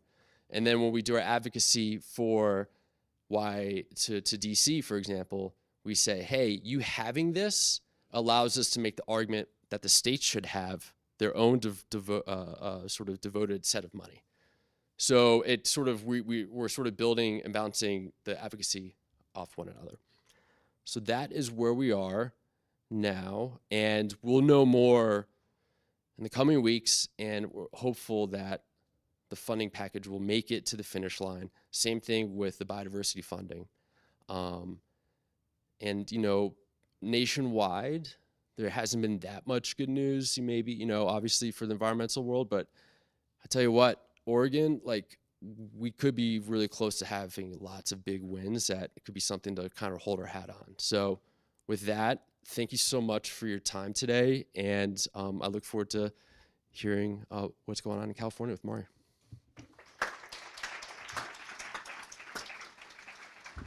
We're running a little bit behind, so we're going to hold questions for the social hour afterward, but we'll hand it over to Mari and hear from the California side, balance us out. I'll just talk really fast. Hi, everyone. I also wanted to start off by thanking everyone for organizing this event and all the great talks today. I've really enjoyed the high-quality presentations of all the amazing work that's going on. So my talk today will be really focused on what's been happening in Sacramento, and I'm hoping to really kind of gear the talk to provide a toolbox of sorts where you can draw from these policies to advance work on the ground here in this region. So my name is Mari Galloway. I'm the California Program Director with Wildlands Network, a 501c3 nonprofit that works across the continent to reconnect, restore, and rewild so that life in all of its diversity can thrive. But despite our North American reach, I'm a California girl, born and raised, spent a brief stint for 3 years in Oregon for law school, so I have a foot in both worlds. But yeah, really excited to talk about some of the recent policy advancements going on in Sacramento and how they could be used as tools to advance connectivity in this region. And so I'm going to be breaking this up in roughly looking at landscape connectivity policies, transportation policies, funding availability, and what's next. But to get us a little oriented first, why rewild? Why focus on wildlife at all when we have so many different pressures and threats to our ecosystem? Why look at this issue through the lens of wildlife? And as we all know, sufficiently large, stable populations of wildlife are indicators that our system are working, that our ecosystem functions are performing, that we're benefiting from the ecosystem benefits, that we're able to enjoy those wildlife as cultural resources on the landscape, versus declining populations of wildlife, which really represent all the opposite. And unfortunately, we're seeing staggering declines of wildlife. In fact, the average size of wildlife populations has declined by 73% in the last half century. So we're really facing a crisis. And so whatever we've been doing in the last 50 years to try to better coexist with our wild neighbors, we need to be thinking a little bit more creatively and doing more. And the primary reason for this is habitat loss, habitat conversion, development, primary threat for majority of wildlife decline worldwide. That's equally true in California and Oregon. But one of the lesser known impacts of habitat loss is habitat fragmentation, which is the process by which large and contiguous habitats get divided into smaller, isolated patches of a habitat. And there are many things that can cause fragmentation. Roads has been a really popular one that's come today, but even different kinds of land management, even recreation and trails can have fragmentation impacts on wildlife. So that's a problem because wildlife need to be able to move to be able to survive. They need to be able to move to find food and water, suitable habitat, genetically unrelated mates, and adapt to climate change. And this both includes slower range shifts as the climate is changing, but also be able to respond to extreme weather events like drought, wildfire, and flood. And so one of the ways that obviously we're focusing on here for improving wildlife connectivity is through connectivity in corridors. And Michael Soule, one of the founders of Wildlands Network, said towards the beginning of our founding in the early 90s that wildlife corridors are the most important strategy that you've never heard of. And fortunately, that is much less the case today as it was at the time he said it, because now wildlife connectivity in corridors are recognized in federal, state, and now in California, at least on local levels. So how do we integrate this science into systems? And so this is actually a picture of some of our colleagues at ARC Solutions and NPCA at DC trying to get some more of that funding to the Wildlife Crossing pilot program. And so we've been doing a lot of pen to paper into state and federal space of really trying to catch our systems up to be reflecting a lot of the science that we're understanding now on the ground. So a few examples of that here in California. So starting with that kind of landscape bucket. There's numerous ways that state policy could be advancing landscape scale conservation on the ground. Mandates, the Room to Roam Act, which I'll go over in a bit more detail. Mapping, similar with what happened in Oregon, which results in the OCAMP process, and coordination consideration, getting different decision-making entities and land managers to be required to be thinking about these in our systems. So starting with the Room to Roam Act, AB 1889, which we were able to get passed last year in Sacramento. And really this was a recognition that, there's a lot of crossing momentum happening in California, but what if we're not coordinating that with our land use decisions? And so we're investing all this money in transportation infrastructure for wildlife, and then we put housing subdivision right next door. And so we really wanted to try to figure out how we could be better increasing that coordination. And really, when we're thinking about where land use decisions are made and projects on the ground, a lot of those decisions are being made at the local level. It's really the frontier of where these decisions are being made. So how do you get a local entity to be really thinking about larger wildlife ecosystems? This was sponsored by both Wildlands Network and our partners at Center for Biological Diversity. With lead author was Assemblymember Friedman, who's an incredible champion for this and another piece of policy I'll be talking about. So AB 1889 does a number of things. It requires all cities and counties to update their conservation element of their local land use plans by 2028. And it requires them to update the conservation element to do several things. Identify connectivity, permeability, and natural landscape areas within their boundaries, which are very broadly defined under the Act. Incorporate wildlife connectivity in the conservation element of the general plan. Consider development impacts, and importantly, avoid, minimize, and mitigate impacts to wildlife connectivity to the maximum extent feasible. So there's a lot of opportunities here. As I said, all conservation elements have to be updated by 2028. So I did a little bit of research on some of the county conservation plans, at least on the California side. Some of them have not been updated in over half a century. So there is a huge opportunity here to be working and plugging into your local counties, to be getting them to, first of all, consider connectivity at all in the first place, help them identify and provide some of these mapping resources that we've been talking about today. But there's a lot of opportunities for development restrictions, fencing, lighting, and all of these examples of different general plan components are drawn from other existing general plans here in California. So a lot of opportunity here. There's a couple other different regulatory tools that can be utilized for regional connectivity planning, including the regional conservation investment strategies and natural community conservation plans. I won't go into too much detail about those today, but good to know that those exist. So now moving on to the transportation space, where we've also had a lot of really exciting policy developments. So AB 2344, same band got back together. So in 2022, Wildlands Network and Center for Biological Diversity collaborated with Assemblymember Friedman's office to co-sponsor the Safe Roads and Wildlife Protection Act, which added a whole section to the Street and Highway Code. And that does a number of different things, which I've loosely kind of categorized as in a planning and implementation bucket.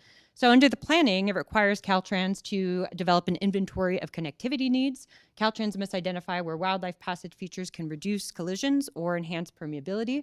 It also requires them to update their highway design manual by July 2025, so that's coming up, to include wildlife passage design. The implementation side also has two different kind of proactive and more reactive. So looking at a kind of do no harm, I guess you could think of it as, is Caltrans shall remediate barriers to wildlife connectivity in conjunction with their projects. For all projects that start a project initiation document by 2025 are located in connectivity areas. Similar definition is Room to Roam Act, and potentially significantly impair connectivity or add a traffic lane. So that is moving forward. Caltrans will have to be incorporating in future projects. The more proactive version of this is the Transportation Wildlife Connectivity Remediation Program, which allows Caltrans to pursue priority wildlife crossing projects as standalone projects. However, note that this program is contingent upon appropriations by the legislature. The legislature has not appropriated funding. So that's something that we're hoping to be working on next. So really out of all of these, because of the timing of this bill, the progress that we've seen so far is through this inventory of connectivity needs. And the priorities were selected by Caltrans and were selected through district expert staff nominating barrier locations and providing science and data related to species diversity, habitat quality, and other state and stakeholders.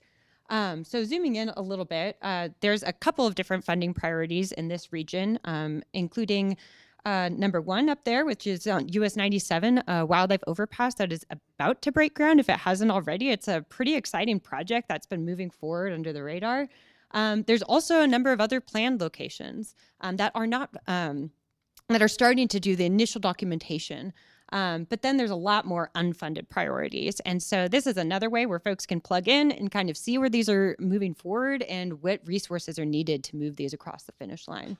And you'll see there's number 11 up there, up in Hilt. It's very close to this region. So some other implementation to date. This is actually, that is not advancements that have not been made because of the legislation, but have happened around the same time that has nevertheless helped advance connectivity work in California. So 2023, the year after we passed the Safe Roads and Wildlife Protection Act, we are really excited to advocate and pass a budget change proposal that hired 9 full-time employees for Caltrans, 8 new full-time employees for California Department of Fish and Wildlife. And these new positions are specifically designed to implement AB 2344. They're full-time positions that are dedicated to wildlife connectivity in California. So this has been really exciting. I highly, highly recommend folks who are running to get involved in connectivity work in the California side to be connecting with some of these folks who are regionally based. I'm not sure if some of them are attending virtually today, but they're very knowledgeable and really working to partner with folks on the ground to get some of these priorities implemented. As Michael Hardy presented in the last presentation, there's also been a lot of really great updates to California's mapping resources to help inform some of the decision and prioritizations. Wildlands Network has also done our best to identify where all the wildlife crossings currently exist in California, both existing ones and those that are in planning of some sort. So go ahead and check that out if you haven't already. Lots of great information. And if we're missing something, please let us know. We'd be happy to add it. So another kind of policy moving forward in the transportation bucket is AB 902. Assemblymember Schultz working again with our trustee partners at the center on this. This is currently in session. And so if folks haven't slapped your logo on a support letter, feel free to reach out to me. This essentially adds another subsection of the Street and Highway Code to AB 2344, which I mentioned earlier, that expands these transportation requirements to city and county roads. So currently, a lot of the only wildlife connectivity requirements on our transportation system are limited to our state highway system, but this would allow us to expand to other transportation infrastructure as well. And funding. There's a lot of exciting developments, hopefully, with Prop 4. So happy to jump into that. 2018, Prop 68 was passed and approved by voters, which allocated $25 million that established kind of the first wildlife connectivity corridor funded program for crossings. And so this has funded a ton of different projects, including the Wallace-Annenberg, a few in this region.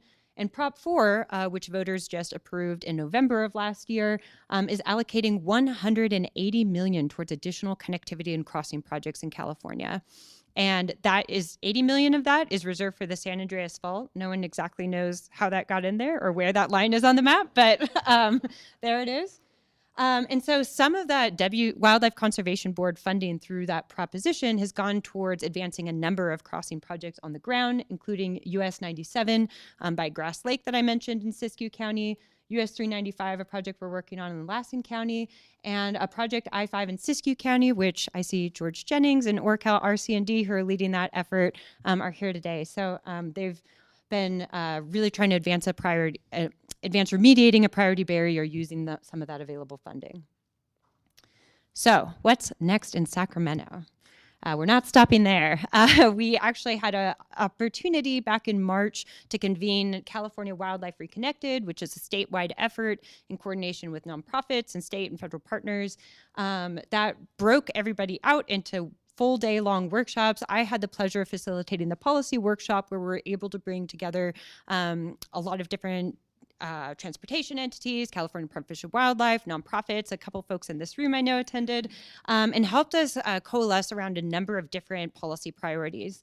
This includes integrating wildlife connectivity into the regional housing needs assessment, so really get us thinking in California about where to site affordable housing in a way that's not going to detrimentally impact our wildlife connectivity and corridors. Adopt a crossing and a maintenance program. This doesn't sound very exciting, but it is critically important that our transportation agencies have funds for maintenance because we need to be able to make sure that these directional fences are working if we want these wildlife crossing projects to be successful. Recognizing wildlife crossings as assets, which has got some policy wonkiness to it, but it has some real impacts.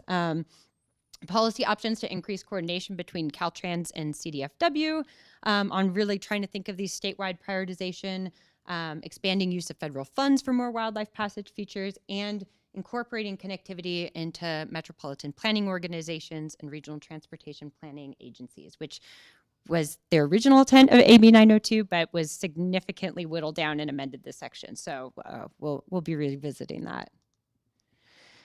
And how can you get involved? How can you help? There's a lot of different ways, things you can do. Support AB 902 for one. Oppose proposed cuts to California Department of Fish and Wildlife. This is really scary, and I'm really concerned that this is on the docket right now because, as we know, we're losing a lot of federal agency staff and expertise, and there's additional cuts that are being proposed, at least in California, to their California Department of Fish and Wildlife. And so I strongly recommend folks to get involved and oppose that budget cut.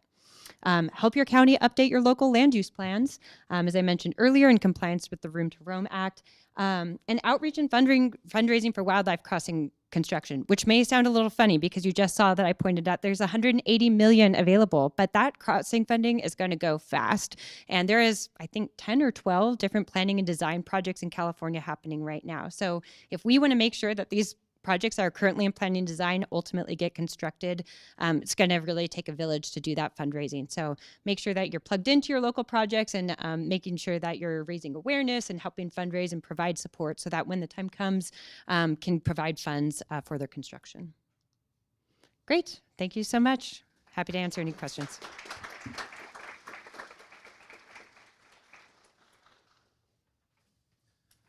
Thank you, Mari and Colin. The policy world, it's a hard slog, but we need that, and it makes room for actually getting things done on the ground, so we really appreciate your efforts. From policy to the world of beauty, how about that for a transition? We're going to bring up a trio of folks to talk about the idea of beauty and the aesthetic wonder of the wildlands that we are trying to work on connecting, including Matt Witt, who is a photographer and writer based in Talent. He's also been an advocate for conservation in the monument and other places, and published a book called Monumental Beauty, Wonders Worth Protecting in the Cascade-Siskiyou National Monument. As a potter and sometimes artisan, I appreciate beauty as just a motivation for things, and I know it's perhaps an undersold value in the conservation world where we count viewscapes and things, but that inspirational beauty really matters, and Matt's an apostle of that. And then we have Michael Parker, who's a retired biology professor here at SOU and a leader of the local watershed council in the Rogue River, and has helped our organization with things like herpetology surveys, finding the snake den so we can leave them alone, not stepping on snakes. That's really important to us. And then Dave Willis, who, besides being a beautiful person, is a legend in conservation. We had people asking us about the idea, well, if we were thinking of conveying our new Bear Gulch Preserve to the federal government, could we really trust the government? I said, well, Dave will keep them honest. You know, as long as Dave's around, it's no problem. But Dave has been working in conservation in this region for a long time, for 45 years, as a Green Springs resident. Advocated for the Cascade National Monument beginning in 1983, and is somewhat the godfather of the Soda Mountain Wilderness Council. So with those three folks, we'll be talking about beauty and conservation and the need to carry that value forward in our work as well. So who's going to start? That's Michael, it looks like.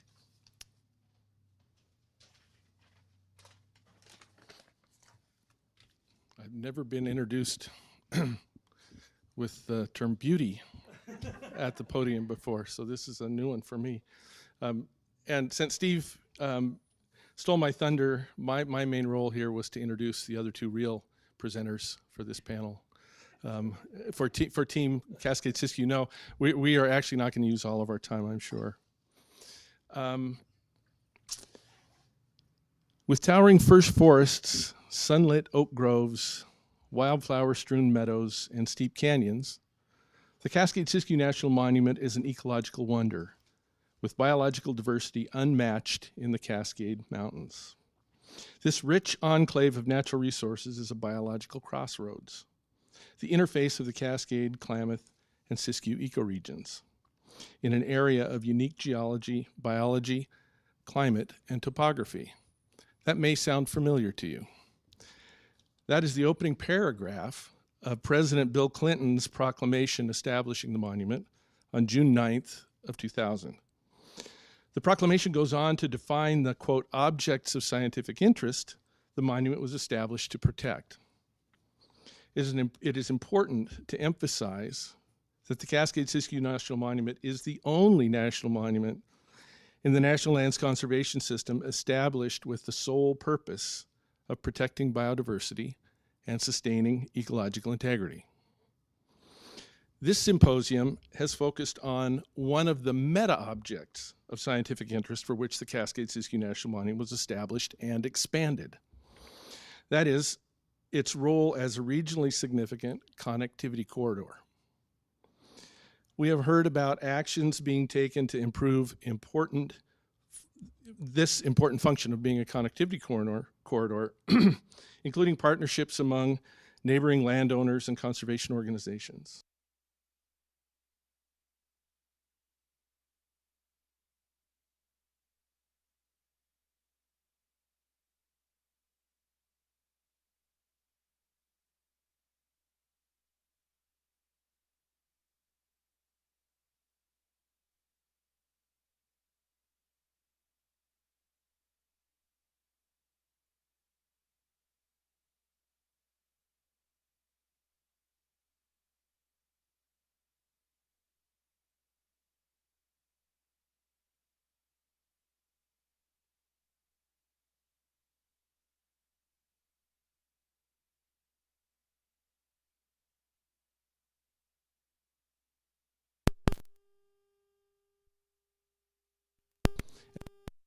The I-5 wildlife crossing, excuse me.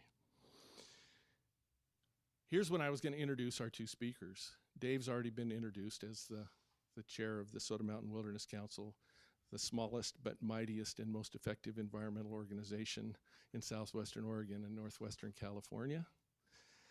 And if I could quote our friend Pepper Trail, who in his acknowledgments for his book and his dedication to his book of poetry on the Cascade-Siskiyou, said of Dave, he's a tireless advocate for the establishment, protection, and expansion of the Cascade-Siskiyou National Monument. No place has ever had a better friend. And that's true. We would not have a Cascade-Siskiyou National Monument if it weren't for the 4+ decade efforts of Dave Willis to make it so.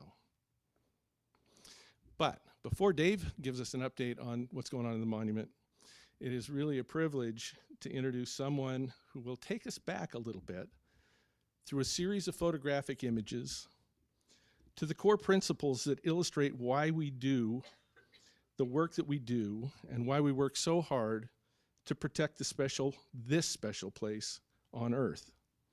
Matt Witt is a photographer, writer, social and environmental activist, and a keen observer of the natural world. I've been in the field with Matt a number of times, and he truly is a very keen observer of the natural world.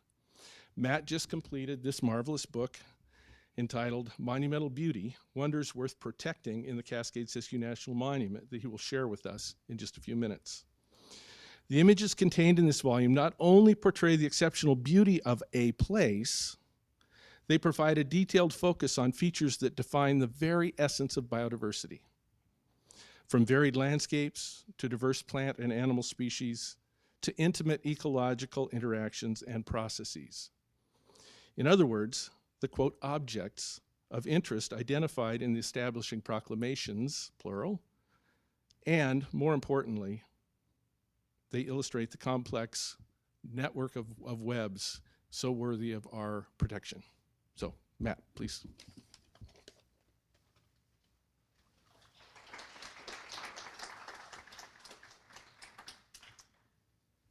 Thank you, Michael. Maya told me that we were going to put this at the end of the day because by then no one would have any attention span left and would be tired of sitting, and so looking at some pretty pictures would be a good thing to do at the end of the day. I also see that we're way behind schedule, and so I'm going to do my part, and I'm not going to show you all 132 photos that are in the book. So instead, this is going to be a sampler, just some of the type of thing that's in the book. And my interest in showing it to you is maybe it's a useful tool in your work. Maybe as you're doing public outreach and public education, this book might be useful to you. I myself know that when I tell people about doing a book on the Cascade-Siskiyou National Monument, a lot of times they say, oh, a national monument, that's like the Washington Monument, or a lot of people actually, even who live in this valley, don't know what this is all about and why protecting it is important. The other function of the book is whatever money it generates goes to the Soda Mountain Wilderness Council, so it goes back into protecting the very beauty that the book shows. The book also has some very brief but hopefully informative text and captions, which I got a lot of help from Dave Willis and Michael Parker and Pepper Trail on, both creativity-wise and also accuracy-wise. This book really wouldn't exist without their help. So a picture says 1,000 words. I'm just going to go through these quickly.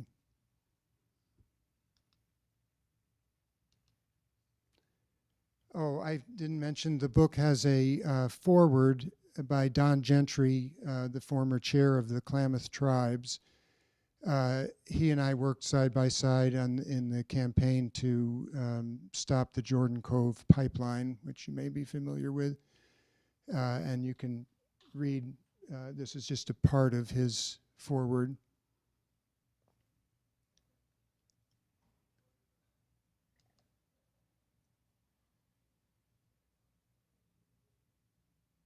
This is a view over toward Grizzly Peak, which at the time this was taken wasn't part of the monument, but was added in the expansion.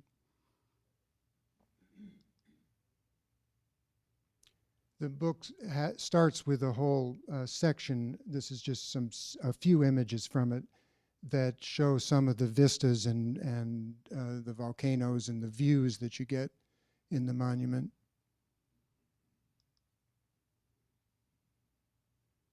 I'm sure many of you have climbed Pilot Rock in winter.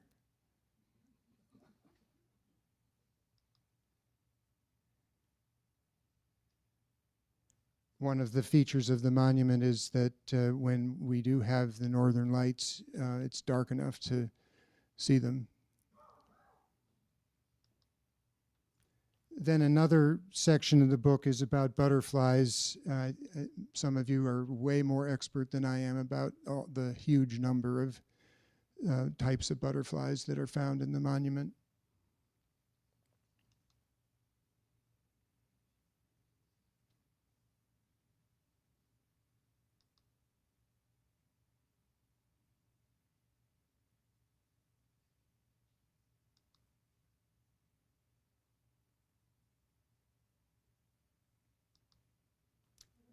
Then there's a whole section on animals.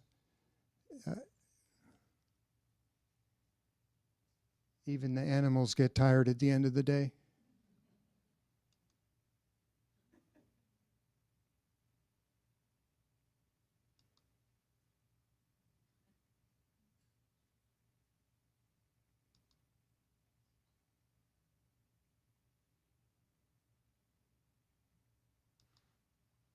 And then there's a section on birds, and again, there's hundreds of different types of birds.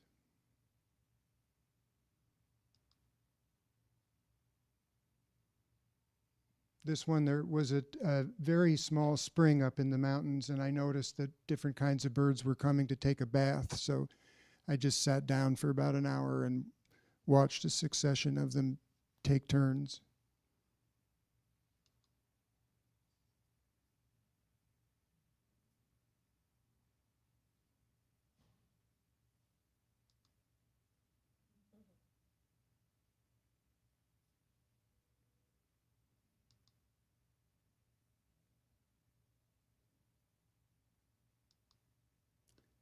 Then there's a section of the book on water, ice, and snow and the importance of that in our ecosystem.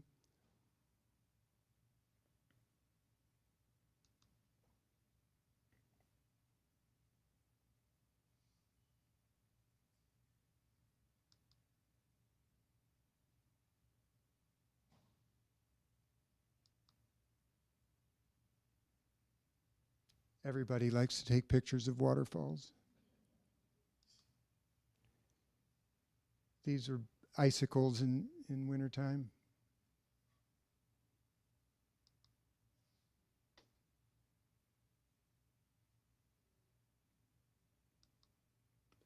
And then there's a section on trees and the huge diversity of trees because of, as someone said earlier in the day, all the different ecosystems intersecting at one point, and so trees that would be found in different ecosystems can be found together.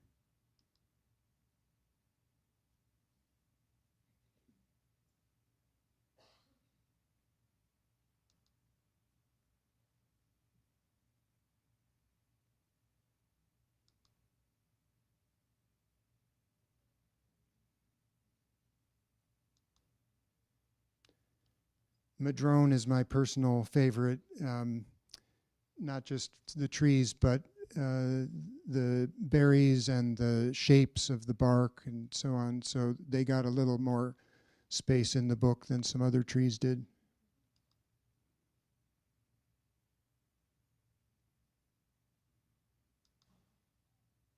That's some of the bark.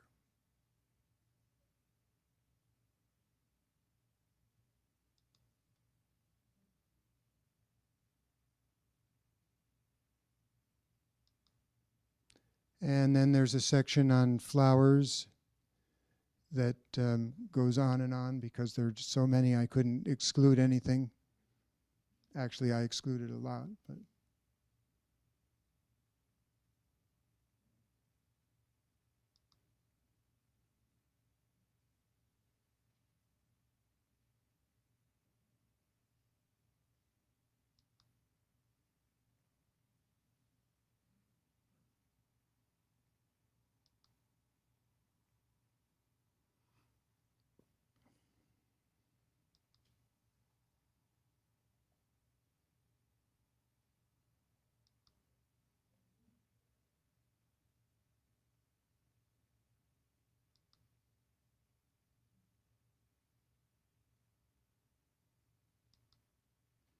and then there's a section on fire and how fire has always been part of the ecosystem, but is becoming more intense and more frequent as a result of climate change.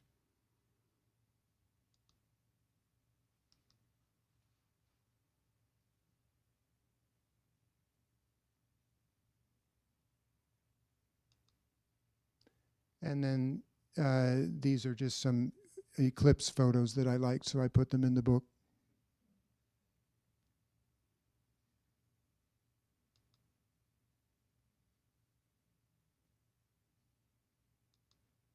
So that's a sampler. If any of you can use the book in your work in any way, let me know. You can find out more about the book at monumentalbeauty.org, and you can contact me through my website, which is mattwittphotography.com. There's also copies of the book at the back there if you want to see it in person. And with that, I turn it over to Dave. Thank you.